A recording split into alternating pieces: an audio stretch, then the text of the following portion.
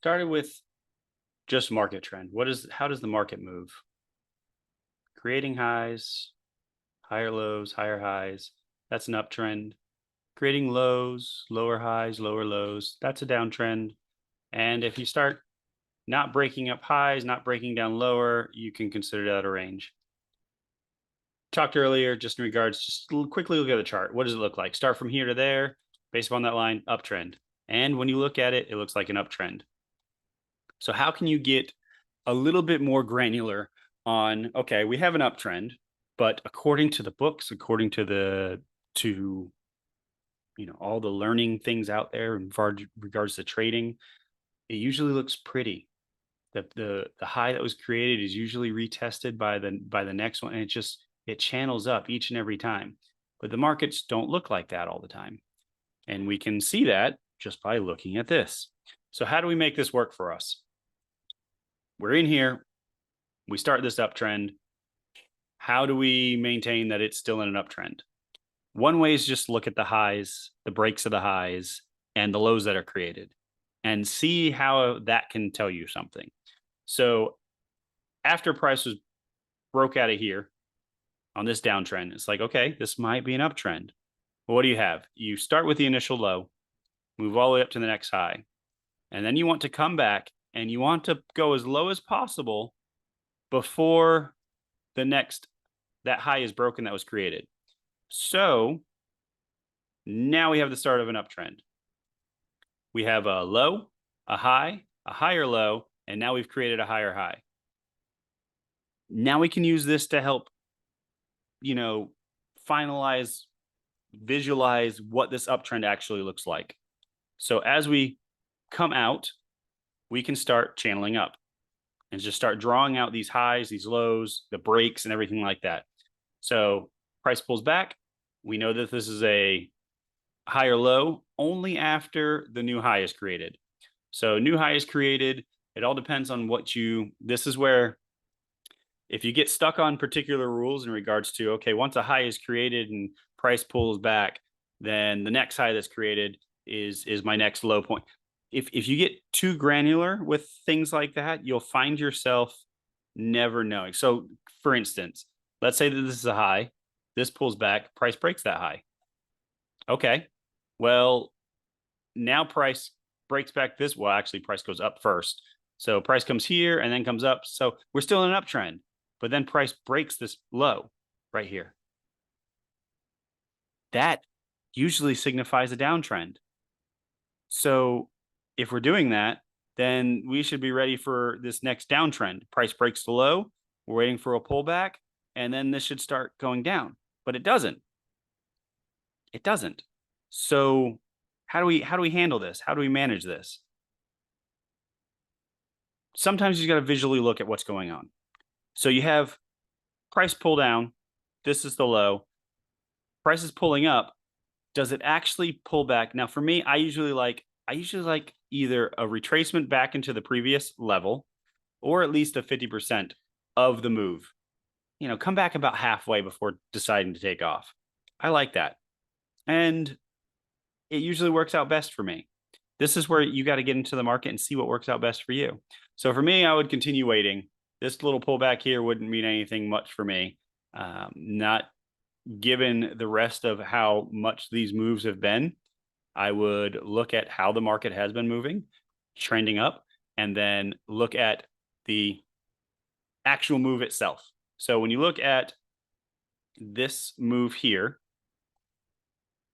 that's the entire move right there, which lines up with the previous move before it.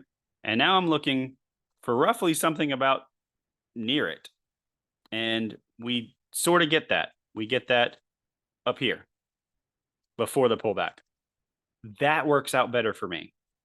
Trying to mirror up these moves to see a nice fluid structure as it goes. That way I don't get caught in any of the choppiness that might happen based upon these market moves. And by keeping it nice and fluid, I end up giving myself enough room to create these zones that I'm looking at for possible breaks and retests and things of that nature. So this never made it back to the zone.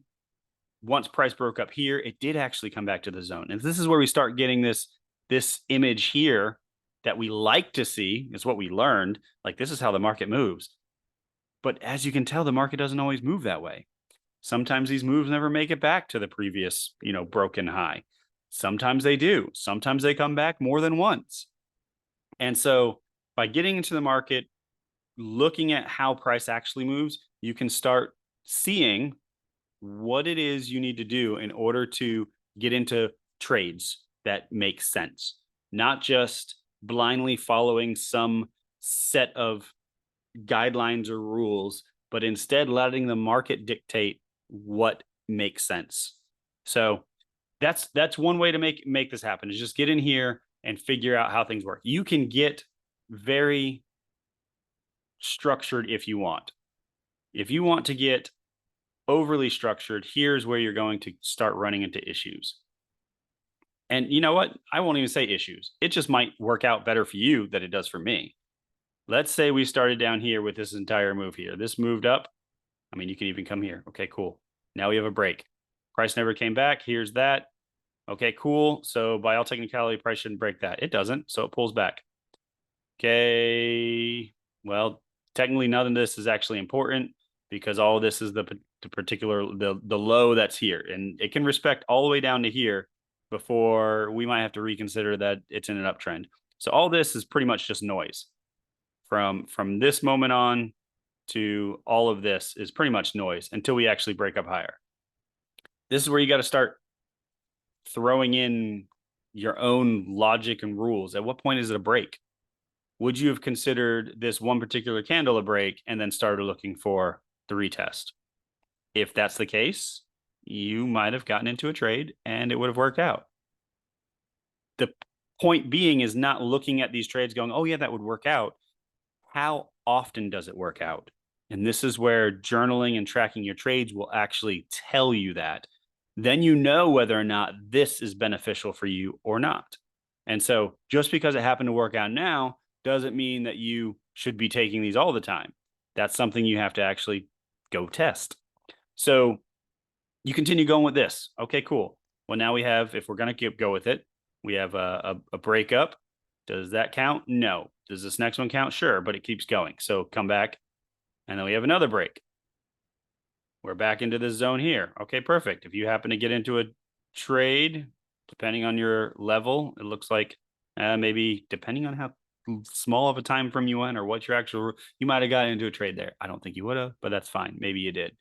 Maybe you're just completely and totally trusting the zones that you're drawing. And you're like, you know what? As soon as it comes back and touches my level, I'm getting into a trade. Cool. All gravy for you. You happen to get in and it worked out great. No break, no break, no break. Fine, big break. Okay, cool. Now, another zone. We're in. You get into another trade. Let's say you get into that one. It comes all the way up. Break. Does that count as a break? I don't know because it didn't actually close above. Once again, this is all like, does this count for you? I don't know. Only you can answer that.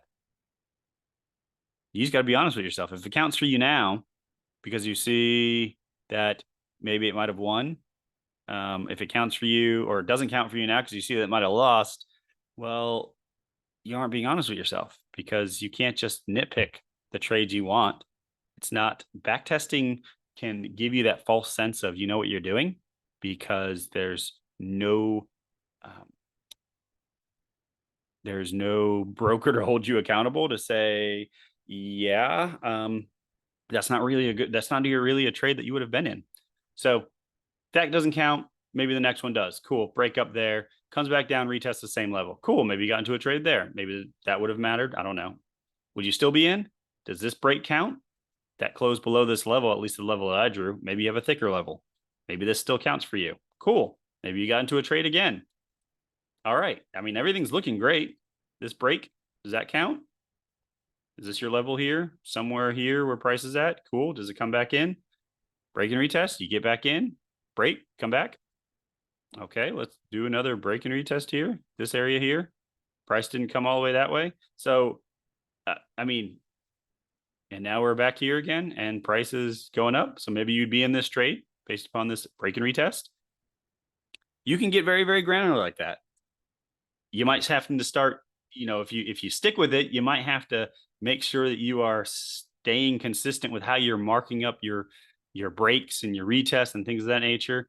The more you do it, the more it would come natural to you because you've seen it over and over and over again. So definitely, if this is how you're going to do it, do it. Just make sure you're staying consistent with it. If you're back testing, make sure you're being honest with yourself. Other than that, you can trade however you want. So this is just one way to look at the markets. Generally, me, if I needed to come to a particular chart and quickly figure out that which trend I'm in and where I want to look at my zones, I'm just going to quickly mark up my highs and lows until I get close to where price is at and then start looking at that.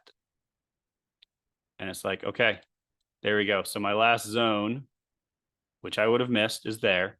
But this is my last point of if price breaks this, if price comes back up and does this weird stuff and then breaks this, well, I'm no longer in this uptrend. And so I got to be careful on that. So that's generally how an uptrend, downtrend works, the reversals and things of that nature. Do they always happen to reverse immediately? No. Sometimes you get a range before it reverses. But when it happens, this is the kind of stuff that you generally see. So then you start with the other, the downtrend, and you start tracing out that, finding out these zones that you want to get into, and then just take the trade and just journal your stuff, see what works, see what doesn't. Let the market tell you whether or not you're going to make it. All right. Good luck out there.